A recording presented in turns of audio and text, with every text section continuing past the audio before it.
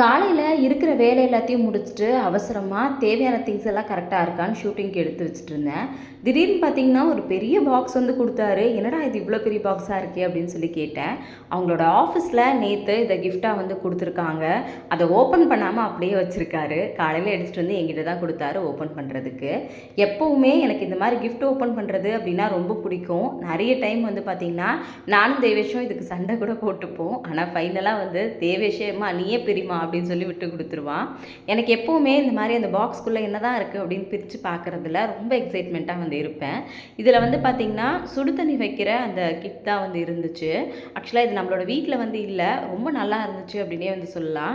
ஏன்னா இது வந்து பார்த்திங்கன்னா ஒரு 1.5 லிட்டர் வரைக்கும் தண்ணி வந்து ஹீட் பண்ணிக்கலாம் அப்படின்னு சொல்லி நினைக்கிறேன். பட் நம்ம வீட்டில் பெருசாக யாரும் சுடு தண்ணியெல்லாம் யூஸ் பண்ணுறது இல்லை. எங்கேயாவது வெளியில் போகிறோம் அப்படின்னா கண்டிப்பாக இது ரொம்ப யூஸ்ஃபுல்லாக இருக்கும் அப்படின்னு நினைக்கிறேன். இது உங்களோட வீட்டில் இருக்கா இல்லையான்றதை மறக்காமல் கமெண்ட்டில் சொல்லுங்கள்.